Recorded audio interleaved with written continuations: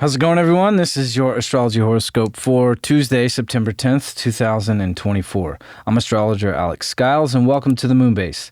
Hope you guys are great. It's good to be here with all of you. I had a really amazing past 4 days, hanging out in the mountains with no cell phone service, fishing, hiking, all that good stuff, good family time. Mars in Cancer. Mars in Cancer is not our most favorite experience, I will say. And of course, with the Sun-Saturn opposition we just went through over the weekend with Mars ingressing into Cancer and Mercury coming back into Virgo, it's like the lights are coming back on. And, it's very visible about what must be done. And this Saturn opposition that we had over the weekend is making it very clear that there are things we missed. There are things we did not see. There are things that we overlooked. There are things that we didn't double check. And of course, through that Mercury retrograde, there were some challenges too. And that Mercury retrograde was definitely clearing that Venus retrograde that happened in 2023 in Leo. So now what I'm noticing is we're on the other side of that. Mercury is at 2 degrees today. We'll move to 3. And Venus is at 15 with Eros. It just crossed the South Node. So this is right before these eclipses in Aries and Libra. And of course, we have the Pisces eclipse coming up on the 17th. And, we're really starting to come on the other side of what these eclipses have been and what the nodal transit with the North Node and South Node in Aries has been like. That was when Venus was retrograding and the South Node being disposited by Venus. It's like there is a massive clearing and an opening, and there's a lot of baggage in relationships that we're letting go of. And definitely in my own experience as well, it's like I really am starting to feel that clearing and that opening and that letting go, and definitely coming into ourselves more and more each day. And these eclipses that we're about to step into in October are going to trigger us further into that knowing of our own unique identity, which is Aries. And of course, Chiron there has been really challenging us with that personal identity as well. So Venus has just crossed that South Node with Juno, and now with Eros today, and Black Moon Lilith. It's like there are some things that we have been holding on to about our idealism in relationships, what the equality is in relationships, and how much we give away of our own being, how much we don't get back. Really weighing things out in Libra with this South Node, and Venus crossing the South Node is weighed it out. This is the last time Venus is going to cross the South Node with the South Node in Libra until 18, 19 years from now. So we're starting to feel like we're on the other side of that. And of course, that Saturn opposition we had over the weekend was a big test. And the weekend was heavier, and, I was able to get out of town and get into the mountains but still, there was a feeling of that weight, of that Saturnian weight, and definitely bringing reality more into focus. And this is a big reality check. I've been saying with Virgo season, this has been a big reality check. Virgo season has been like a filtration system with Saturn there. It's like being on the other side. It's like the water coming from Saturn, all the nonsense and illusions and delusions that Saturn and Pisces is like really testing us to awaken to that subconscious place where we don't really fully see reality. It's like, now that it's being filtered through the Sun in Virgo, and now Mercury back in Virgo. Mercury coming out of shadow here in just a day or so. So this is like a really big awakening and a big filtration of really clearing out the gunk in our bodies, really clearing out the stillness and the staleness where things are not moving. That's how disease starts, is when things are not flowing, when things get stuck, things are still, right? When water is just still, it becomes contaminated. And, so it's kind of like that. It's like allowing the water to move freely, but only with, calling it like it is and being realistic about how the reality really looks. With Saturn and Pisces, it's been like, hey, it's like you really got to keep an eye on your own ideas and your fantasies and how real are they? What kind of work and effort are you putting in to really bring those into reality? So Saturn and the sun and Mercury now back in Virgo is starting to turn the lights on and know. It's like, okay, if we can follow these steps and build this and organize this properly and really be clear and honest and, actually do the dirty work, Virgo, we can get to a better spiritual place and a greater spiritual understanding, which Saturn and Pisces is trying to help us get to, So Neptune's back at 28 degrees. So we haven't been here in a while. And this isn't the last time. So we have until 2026 that we're going to be dealing with this. Neptune going in and out of these final degrees of Pisces. And we haven't seen Neptune in Aries yet. But we will with the North Node and with Saturn come next year, very soon. Well, Neptune and the North Node will get close. Well, they were close. So we'll have the Saturn-Neptune conjunction in Aries at 0 degrees of Aries. So Neptune back at 28 is taking us back into the past. It's like with Neptune coming back here, it's like we don't want to get too stuck in the past. We don't want to hold on to the past too much. And Venus crossing now South Node is definitely helping us clear those pathways, especially with what's connected to our relationships and our values and our self-worth and our identity with the North Node in Aries. It's like we're really starting to get on the other side of that, but we don't want to fall back into the past with Neptune retrograding back another degree here, and with Saturn and Pisces retrograding. So, and Pluto and Saturn are going to go direct only a month apart from each other. Saturn's going to go, or Pluto's going to go direct in October, and then Saturn's going to go direct November 14th. We were just looking at about an hour ago. So it's like today is one of these days, especially with this moon in Sag. This moon in Sag is going to square Saturn. Okay, so we don't want to overdo ourselves. We don't want to push the limits too far. Okay, and this isn't the whole picture here. This moon is going to make a T-square with the sun, and then here's Jupiter hanging out at 20 degrees. Okay, there's not a complete T-square, but they're all within 5 degrees of one another, or a grand cross. So there is this, there can be this kind of craziness of like, which direction am I supposed to go? I don't even know. It's like things are just changing on a dime. If you're not used to just being able to change on a dime and, okay, plans are changing, it's like, it can be really overwhelming. And this moon just wants to be free. And it's like the sun's like, well, there's work to be done, right? And Saturn and Jupiter are just kind of going a little crazy right now. And this moon's just like, man, fucking just leave me alone. I want to go on my own journey, right? So it is. It's like there has to be some sort of compromise if we want that freedom. We have to be able to pass the test if we want that freedom, okay? If you want to find the truth, you have to have the facts with this moon opposing Jupiter, okay? And if you want to really build something great, you got to actually do the dirty work. So it's like this mutable T-square here is really activating today. And pushing us. So yeah, there's going to be some tension, and we might feel like we're being pulled, like we're in a stretcher. Our arms and legs are just being pulled, going to get ripped off, right? And it's a good thing. It's a test, though. It's really a test of, okay, if you want that freedom, you got to put in the work. You got to do the work. You got to be realistic, okay? And you got to be honest with this Jupiter and Gemini. And you got to have the facts, and you got to be willing to adapt and make changes and not just get stuck in one place.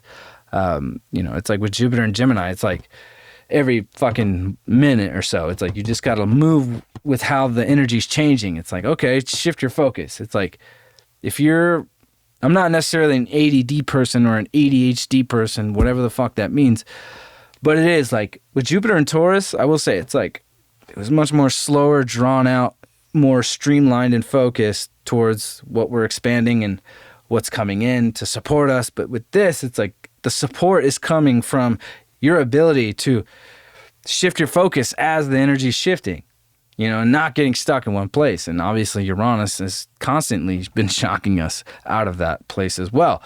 So this is a very interesting day. There's, multiple dynamics happening. Obviously Venus crossing the South Node in this mutable Grand Cross that's within 5 degrees, it can be activating some new truth, awakening us to some new truths within ourselves and some new facts and some new information coming to the surface.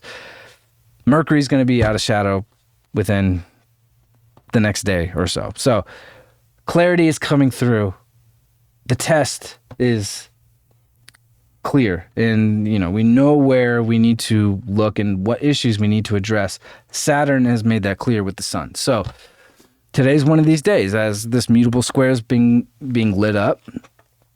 It's a good day to really not let the emotions take you over the top. And of course, with Mars in Cancer, there's another layer of that. And I've definitely noticed Mars in Cancer, people are being very grouchy.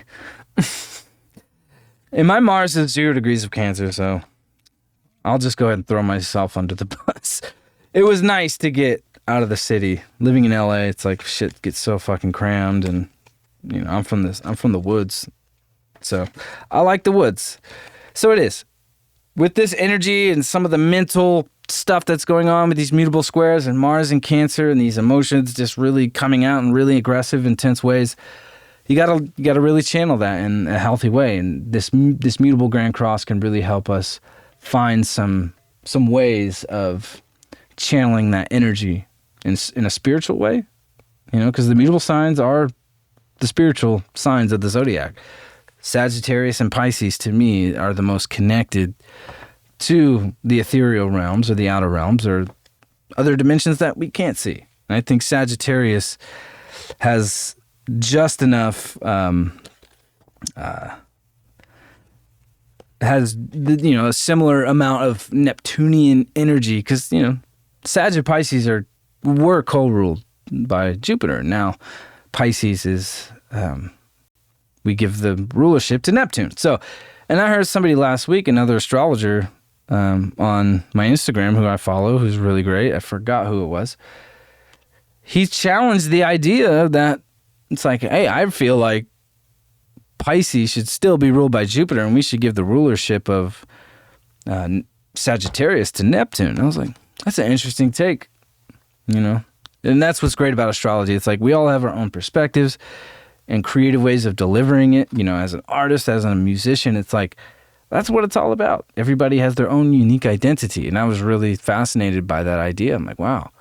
Because I really feel like Sagittarius, really since 2017, it's been not easy for Sag, especially with Jupiter square Neptune in 2019, before that Venus retrograde in Scorpio. Like, Sag has been going through it and trying to find its way through some of the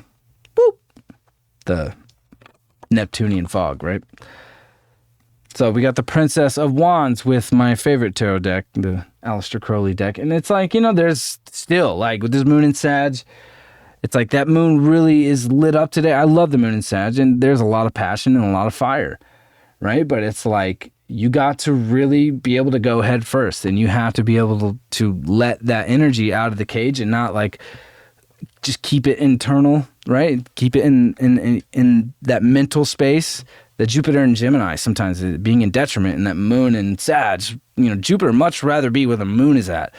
So it's like that with Jupiter and Sag and the moon opposition, it's like you got to be able to let Jupiter light that fire for you to be able to speak your truth and speak what you know and share your information. Jupiter is going to retrograde at 21, so it's like we want to really put our thoughts together and be able to share them, especially in this time of what we're stepping into in the second half of 2024. Pluto going direct in October with the eclipses, and of course the election season in November with all that crazy fucking shit. Like Mercury retrograding in Sagittarius. It's like we have to really not put limits on our thoughts and our words. And of course with this mutable Grand Cross, there's a lot of that going on too. Saturn trying to cast some illusions to, create a dam for information to not flow. And Pisces wants to flow, and Saturn wants to restrict and control and set boundaries. And so it is. With this Grand Cross, mutable Grand Cross, it's like you can't let any person or thing or institution, Pluto, Capricorn, put limits on your thoughts or your speech. And I think that's a really good reminder. And today's a really good reminder of that, because there's definitely going to be some challenges that are going to push people over the edge. And it's like, you know what? This is how I really fucking feel. You know, typical moon in Sagittarius, right? Now being lit up and challenged. It's like this, it's like Saturn and Jupiter are kind of ganging up on the moon in Sag today, but the sun is like kind of trying to, you know, bridge the conflict with some practicality. So it's like we have to stay practical if we want to find, you know, freedom with this moon in Sag and stay on that journey. We have to maintain our vision on the target. It's like Sagittarius has to see the target, you know, that long-term vision, you know, and it's like when you can see that long-term vision in Sag, by the time you get to Capricorn, it's like your ability to make it real can actually manifest and allow you to concrete that. Sagittarius sees the vision, Capricorn makes it real. So today's one of these days where if you're being pushed or tested, and it's like if you feel like you can't say what you want to say, or certain things are putting limits on your feelings or emotions or thoughts, don't let it. You know, this is a good day where it's like if you let it out and with no fear, it could make a really great impact towards progress, towards more truthful and honest, open communication. So this is a really impactful day, and it's definitely an impactful day to kick off this week with Mercury coming back into Virgo and coming out of shadow. So a lot of clarity coming through. Mercury just crossed all those degrees, like I said, where Venus retrograded last year while the South Node was crossing, or Venus was crossing the South Node. So it's like we're starting to move into a more confident space, even with these unpredictable transits that are going on, with these mutable transits and Uranus retrograde now. Things are unpredictable. So it's like we have to be willing to adapt with these challenges from these mutable squares. Adaptability, honesty, and practicality, I think, is the best way to get through to the other side, through these challenges. And I think it's going to help us evolve to a much more stable and grounded understanding of one another and what our goals are, because it is Saturn in Pisces here. What's the goal? What is the goal? Pluto's back in Capricorn. It's like we've had big goals for a long time, and we've been putting in the work. You know, we've had to go through a massive transformation internally. Obviously, collectively, the transformation we've gone through since 2008 is visible. Now we can see it. It's not just word of mouth or talk or ideas. It's like it's physical. We can see it playing out in the world, and we're stepping into the most fated moments I can recall in the astrology that I think I've ever seen.